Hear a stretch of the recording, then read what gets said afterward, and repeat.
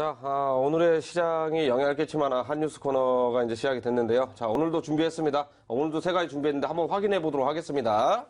자, 첫 번째 뉴스입니다. 마운트 곡스 내년 2월 14일까지 비트코인 매각을 금지한다. 소식을 가져왔고요. 자, 두 번째입니다. 중국 정부하고 이제 텐센트 동맹. 자, 블록체인 보안 강화를 목적으로 이렇게 손을 잡았다고 합니다. 자, 어떤 내용인지 알아볼 거고요. 자, 마지막입니다. 일본 암호화폐 거래소 규제에 시장이 약간 흔들거리고 있다. 장기적으로는 좋은 일인가? 라는 소식을 가져왔습니다. 자, 여기서 첫 번째 기사 한번 알아보도록 하겠습니다. 첫 번째 마운트 곡스 내년 2월 14일까지 비트코인 매각을 금지하겠다. 자, 이런 내용을 가져왔는데요. 법원에서 내년 2월 14일까지 이제 뭐 지금 현재 잔여 물량이 한 20만 개 정도 이제 남아 있잖아요. 이 부분을 시장이 이렇게 공개적으로 매각을 안 하겠다 판결은 이제 뒤로 이미 이제 미뤄진 거잖아요. 일단은 뭐 시장 일각에서 또 이렇게 보고 있는 지금 비트코인 가격이 좀 어느 정도 하락을 했으니까 지금 팔면 손해다라는 생각이 들어서 내년에 가격이 어느 정도 상승할 때쯤에 해서 이렇게 차익 실현으로 이렇게 노리는 거 아니냐. 자, 이렇게 이제 하고 있는데 거기다 대고 지금 현재 일본 정부에서도 규제까지 이렇게 동시에 나왔단 말이죠. 이 부분이 시장에 어느 정도 이렇게 영향을 끼칠 건지, 당연히 호재로 이렇게 뭐 받아들여도 되는 건지, 이 부분을 한번 설명해 주시면 좋을 것 같습니다. 예, 맞습니다. 방금 말씀하셨던 것처럼, 저는 상당히 좀 호재스러운 뉴스로 좀 보고 있습니다. 실제로 오늘 가상화폐의 반등이 이제 이 뉴스에 이유가 또 있었지 않았나 싶을 정도로 상당히 긍정적인 뉴스고요. 자, 마운트 곡스는 알다시피 2014년도에 세계 최대의 비트코인 거래소였습니다. 전 세계 비트코인의 한 80% 가량을 거래했던 엄청나게 큰, 상당히 큰 거래소였고요. 자, 하지만 2011년부터 14년도까지 이 거래소 지갑의 프라이빗 키죠. 프라이빗 키를 도난당하면서 분실되면서 이제 해커들에게 위험이 유출되고 실제로 80만 개 가량의 비트코인을 해킹당했던 그런 대규모 해킹 소식이 있었던 거래소였습니다. 자, 그 당시에 파산 신청을 받았죠. 그래서 파산 신청을 하고 이제 청산 과정에서 자, 그 당시에 그랬습니다. 비트코인에 대한 피해자들에게 이제는 가상화폐, 이제 비트코인 개수로 보상하지 않고 그 현 시세를 보상하겠다라고 좀 얘기를 했었고요. 자, 2014년부터 현재 2018년도까지 4년이라는 시간이 지나면서 이 비트코인의 가격은 상당히 많이 상승했습니다. 그러다 보니 이 피해자들이 자, 그렇다면 이미 잘못한 건 거래소인데 만약에 비트코인 개수가 아닌 그 당시의 시세로 주면 이미 많이 시세가 올랐는데 그럼 거래소에서 이득이고 우리는 손해가 아니냐라고 해서 개인 회생 아니죠. 기업에 대한 회생 신청을 했습니다. 자, 그 신청이 받아들여졌고요. 그렇기 때문에 이제 회생 절차를 이제 받을 겁니다. 파산 절차가 아니고 회생 절차로 이제 전환이 됐습니다. 자, 2019년 2월이죠. 내년 2월까지 이제 가상화폐에 대한 그런 거래소 피해자들은 피해 금액이라든지 여러 가지 정보 등을 이제 법원에 알려야 하고요. 그때까지는 당연히 이제 마운트 곡스 측에서도 이제 매도를 못 한다라고 좀 보시면 되겠습니다. 자, 그런데 이 마운트 곡스가 매도를 못 하는 게 이제 왜 호재성인 이슈로 작용하냐라고 하는 점은 자, 그동안 이제 아시겠지만 마운트 곡스에서 한 6만 개 가량의 비트코인을 매도를 했습니다. 지금 현재 매수세가 지금 막혀 있고 신규 유입이 잘 안 되고 있는 상황에서 지금 대량의 비트코인의 매도가 이루어진다라고 하면 당연히 시장은 폭락을 맞을 수밖에 없었고요. 자, 그 이후로 지금까지 이제 가상화폐가 지속적으로 하락이 됐던 게 아니냐라고 좀 꼽을 수 있을 만큼 시장에 좀 큰 영향을 끼쳤습니다. 자, 이번 법원 판결에 좀 해서 보면은 자, 얼마나 일본이 가상화폐에 대해서도 투자자들에 대한 보호를 좀 생각하는지에 대해서 알 수 있었습니다. 자, 실제로 이번에 마운트 곡스 사건뿐만 아니라 SMS 신용을 이용해서 이제 범죄를 막고 범죄를 잡는다라고 좀 얘기를 했었습니다. 자, 블록체인을 이용해서요, 이제 거래자들의 SNS 주변에 이제 사람들을 검색을 해서 불법 자금에 의심되는 것을 원천 봉쇄하겠다라고 얘기를 했습니다. 당연히 이제 개인정보 보호에 의해서 이제 비공개로 해서 진행을 할 거고요. 이제 공개하지 않는다고 합니다. 자, 이런 것들을 관련하더라도 지금 얼마나 좀 일본에서 투자자들이 생각하는지 알 수 있겠죠. 자, 이처럼 지금 현재 거래소 마운트 곡스였죠. 마운트 곡스처럼 거래소에 대한 불신이 상당히 좀 큰 상태였습니다. 그 당시에도 마찬가지 마운트 곡스의 사장이 이제 이거는 거래소의 문제가 아니라 블록체인의 문제다라고 블록체인의 원천적인 문제였다라고 좀 해명을 하면서 이제 가상화폐에 대한 인지도가 좀 잃었던 거고요. 하지만 밝혀졌습니다. 이 블록체인 자체는 이제 해킹할 수가 없다. 해킹하기 상당히 힘들고 그 당시 해킹 사건은 해커에 의해서 또 거래소에서 프라이빗 키를 분실했기 때문에 해킹이 당한 거다라고 좀 밝혀졌습니다. 그렇기 때문에 안심하시고 투자하셔도 된다라고 좀 말씀드리도록 하겠습니다. 상당히 긍정적인 호재고요. 지금 현재 이 뉴스 자체는 긍정적인 호재지만 이런 뉴스 상당히 어떻게 보면 좋은 뉴스는 아닙니다. 어쨌든 해킹을 당했던 거래소고요. 파산 신청까지 했던 거래소입니다. 그렇기 때문에 이런 뉴스가 호재로서 작용하는 것보다는 하루빨리 거래소들이 좀 신뢰를 쌓아가는 게 먼저이지 않을까라는 생각을 하고 있습니다. 자, 이렇게 해서 마운트 국수음 관련해가지고 기사를 알아봤는데요. 결과적으로는 내용을 살펴보면은요. 탈중앙하고 이제 거리가 먼 일본 정부 주도하에 개개인 전자지갑 주소도 면밀하게 이렇게 공유가 되면서 좀 이렇게 압박하는 모습들이 이제 좀 생각이 드는 경우도 있습니다. 자, 이런 부분들이 앞으로 이제 시장에 우호적으로 이렇게 나올지 또는 이제 뭐 비관적 또 악재로 나올지 한번 뜯어봐야 될 것 같고요. 결과론적으로는 마운트 곡수 물량이 내년 2월 14일이죠. 여기까지 유효 기간이 계속해서 연장이 됐다. 이 부분은 결국에는 어느 정도 상승을 했을 때 마운트 곡수 물량이 안 나오면서 시장 상승을 이렇게 저해하는 그런 움직임은 없을 것이다. 이렇게 생각을 하시면 좋을 것 같습니다. 자, 이렇게 해서 이제 첫 번째 기사 알아봤고요. 두 번째 기사로 넘어가 보도록 하겠습니다. 자, 중국 정부 텐센트 동맹, 자, 블록체인 보안 강화 목적으로 손을 맞잡았다고 합니다. 결국에는 뭐 호재성 뭐 이런 내용도 있지만 매달 이렇게 뭐 중국 정부에서 암호화폐 이렇게 순위를 이제 발표를 하고 있잖아요. 예. 순위도 이제 뭐 발표를 하고 있고 거기다 대고 이제 텐센트 기업과 이제 그 중국 정부가 만나서 보안 관련해 가지고 손을 이렇게 잡았는데 결국에는 이제 블록체인 기술이 이제 허점이 이제 해킹은 아니지만 거래소 해킹이라든지 또는 거래소 또 이제 보안 문제가 이제 대두되는 만큼 중국 정부 주도하에 이제 거래소가 또 나오는 거 아닌가 이런 말도 계속 나오고 있는 상태거든요. 예. 텐센트도 마찬가지로 이제 플랫폼 이제 개발을 하고 있는 상태고 이 부분이 시너지 효과가 나와가지고 어떻게 이제 이렇게 펼쳐질 것인지 이런 부분 한번 알아봤으면 좋겠거든요. 네, 그 블록체인 같은 경우에는 중국이 상당히 지금 뭐 발전시키려고 하고 있죠. 저번 방송에서도 말씀드렸지만 중국 시진핑 정부에서 자체적으로 블록체인 기술에 대한 성장을 상당히 많이 의미 있게 보고 있고요. 또 실제로 발전시키려고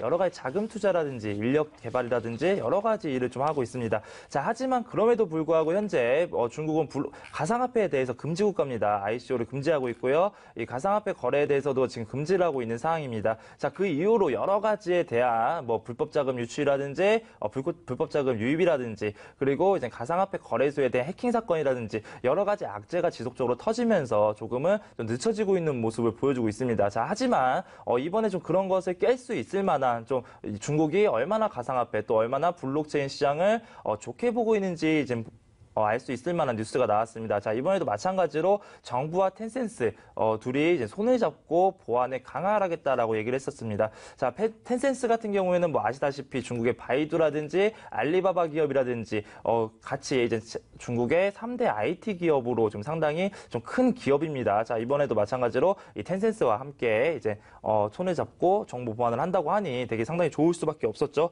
자, 이번에 보겠습니다. 자, 이번에는 뭐 텐센스뿐만 아니라 블록체인 연구센터라든지 아니면 중국 기술 시장 협동조합이라든지 여러 가지 20개의 업체에 대해서 동맹을 맺고 그 20개의 업체들이 각 인재들이 포함되어 있습니다. 각 분야에서 사용할 수 있을 만한 각 분야 특기를 발휘할 수 있을 만한 이런 인재들이 있습니다. 그런 20개의 업체들이 함께 진행을 한다고 합니다. 그 과정에서 텐센스가 이제 선봉 주자를 좀 맡게 될 것이고요.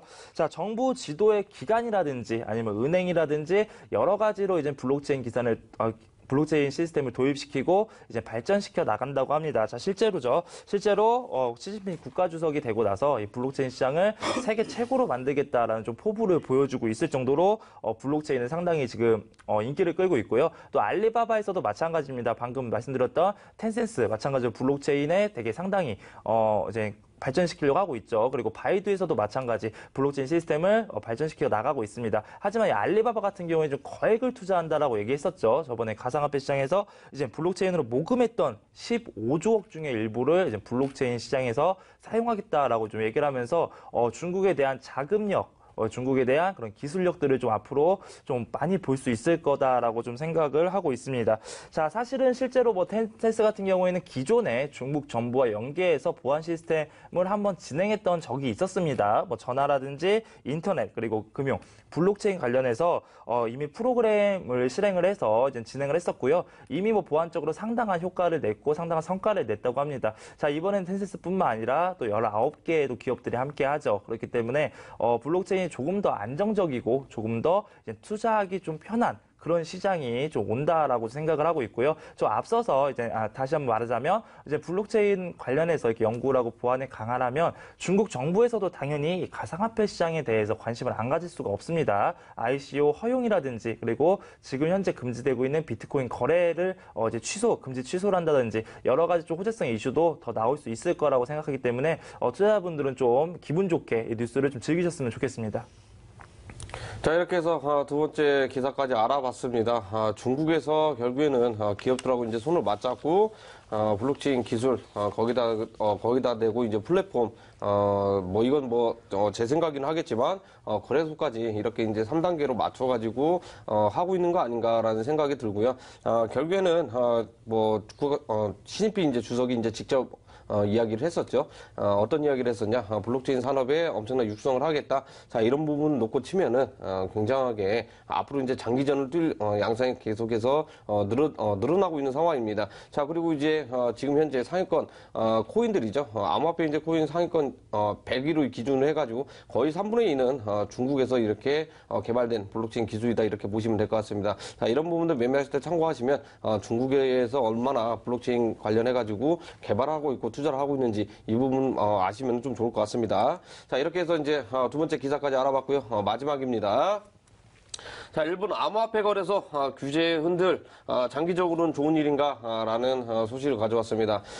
지금 현재 뭐 일본에서 다시 한번 이제 규제가 들어갔는데 뭐 마운트국스 사태도 그렇고요, 코인체크 사태도 그렇고 이미 규제를 어느 정도 강화를 시켜가지고 지금 거래소라든지 이런 등록제가 아니라 이제 신고제로 그 다음에 이렇게 뭐 바뀌었었는데, 자, 이번에도 규제를 한다는 것 자체가 기존에 있는 거에서 좀 연장선상에 있는 것 같거든요.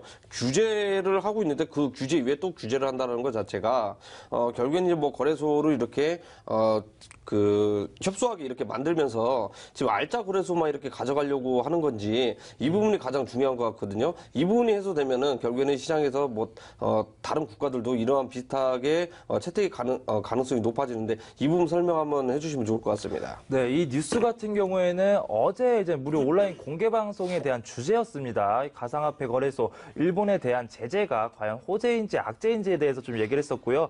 그 당시에 뭐 상당한 호재라고 제가 또 말씀을 드렸었죠. 지금 매수세가 지금 없고 지금 불안 심리가 작용한 상태에서 이런 조그만한 이제 소식에도 이제 팔고 나가려는 투자자들이 있습니다. 그렇기 때문에 일시적으로 하락을 했다라고 좀 보시면 되고요. 자, 이번에 호재성이 이슈인 이유가 또 있습니다. 마찬가지로 이번에 뭐 거래소가 잘못을 했다든지 횡령이나 아니면 해킹 사건으로 인해서 지금 규제를 한 게 아닙니다. 자금 세탁 방지에 의해서 이제 앞으로 더욱더 강화하고 불법 자금이 유입되지 않게 만들자라고 해서 6개의 거래소에 대해서 이제 추가적으로 더 시스템을 보완하자라고 좀 얘기를 했었고요. 자, 그 당시에 일본의 비트플라이어죠. 비트플라이어 거래소는 이런 것들에 대해서 문제점을 인지하고 있고 이 거래소 자체에서도 그런 것들을 막기 위해서 좀 노력을 하겠다라고 얘기를 했습니다. 자, 그러다 보니 이제 그동안 이제 기존에 투자하고 있던 기존 투자들에 대한 확인이라든지 또 신규 유입을 대해서 좀 앞으로 어떻게 막고 어떻게 판가름을 할 건지 어떻게 옳고 그름을 맞을 건지 이런 거 알기 위해서 잠시 거래 중단을 하겠다라고 얘기를 했었고요. 자, 이거는 제가 좀 전에 말씀드렸던 것처럼 뭐 악재로 인해서 거래소에 문제가 있어서 지금 거래 정지가 된 게 아닙니다. 조금 더 가상화폐 시장을 투명하게 만들고 가상화폐 시장을 깨끗하게 만들기 위해서 이런 선택을 했다라고 좀 보여지고 있습니다. 자, 사실 일본 같은 경우에는 마운트국스 아까도 좀 전에도 말씀드렸었죠. 마운트국스 사건이 일어났었습니다. 그 당시에 상당한 피해를 남겼는데도 불구하고 일본 시장은 어떻게 됐습니까? 됐습니까? 일본 시장은 가상화폐 거래소에 대한 가상화폐 시장에 대한 성지로 자리매김을 했습니다. 그만큼 아픔을 딛고 더 이제 두 번 다시 같은 실수를 반복하지 않기 위해서 이렇게 적절한 규제와 방안 수립을 통해서 이렇게 발전시켜 나가고 있는 모습을 보였고요. 자, 어제 방송에서 제가 이 뉴스와 더불어서 지금 시장이 하락을 하고 있는데도 불구하고 긍정적일 수밖에 없는 이유들을 또 말씀드렸습니다. 자, 첫 번째 이유로 첫 번째 뉴스에 말씀드렸었죠. 마운트곡스에 대한 매각 연기가 또 있었고요. 두 번째가 이 가상화폐 거래소에 대한 규제, 적절한 규제는 상당히 좋은 뉴스다. 마찬가지로 미국에 대한 하원 의원이 또 얘기했습니다. 당연히 가상화폐 시장 규제를 통해서 조금 더 튼튼하고 조금 더 깨끗한 시장을 만들 수 있다라고 또 얘기를 했었고요. 또 그리고 마지막 세 번째죠. 자, 윌스트리트에 대한 자금 유입이 지금 초읽기의 단계에 왔다 이겁니다. 자, 마찬가지로 일본에서 이렇게 규제를 하듯 전 세계에서도 깨끗한 시장을 만들기 위해서 자체 규제를 지속적으로 하고 있습니다. 그러다 보면 당연히 안전형 투자 자산으로 인정이 될 수밖에 없고요. 그러다 보니까 기관 투자자들 또 이제 윌스트리트에 대한 그런 큰 손들에 대한 유입까지 좀 볼 수 있다라고 보여지고 있습니다. 그렇기 때문에 지금 못다한 얘기들은 잠시 후 진행되는 무료 온라인 공개 방송을 통해서 어제 방송의 좀 연장선으로 이런 앞으로의 호재, 앞으로의 방향성에 대해서 또 한번 얘기를 드리겠습니다. 그렇기 때문에 늦지 않게 꼭 와주시고요. 이 뉴스도 마찬가지 상당히 호재다라고 말씀드리면서 이 뉴스 마치도록 하겠습니다. 자, 이렇게 해서 일본 정부에서 자율 가이드라인이 나오면서 규제 플러스 규제안이 더 이렇게 나왔다 보시면 될 것 같습니다. 지금 현재 일본 거래소 그 익명의 거래소에는요 신규 유입이 지금 현재 차단돼 있는 상태입니다. 차단돼 있는 상태가 본인 확인 절차를 위해서 규제안 때문에 이제 강화를 더 하고 있는 이런 상태다 이렇게 보시면 될 것 같고요. 이것만 해가지고는 뭐 악재로 나오는 건 아닙니다. 하지만 이렇게 이제 규제안으로 나왔다라는 것은 좀 더 이제 좋은 일이다. 분명히 허점이 있기 때문에 또 다른 규제가 나왔다라고 보시면 될 것 같다 이렇게 보시면 되는데요. 규제라는 것은 항상 그렇습니다. 규제가 한번 나왔다고 해가지고 이게 일률적으로 계속 진행되는 게 아니라 이 규제에 또 다른 허점이 있다 그러면 또 다른 규제가 나오고 이 규제에도 또 허점이 있다 그러면 수정 보완해가지고 또 다른 규제를 하기 때문에 이렇게 생각을 하시면 될 거예요. 법하고는 완전히 다릅니다. 그렇기 때문에 규제가 나왔다고 해가지고 시장에 정말 악재로만 이렇게 생각 안 하셨으면 좋겠다. 이렇게 이제 말씀을 드리도록 하겠습니다.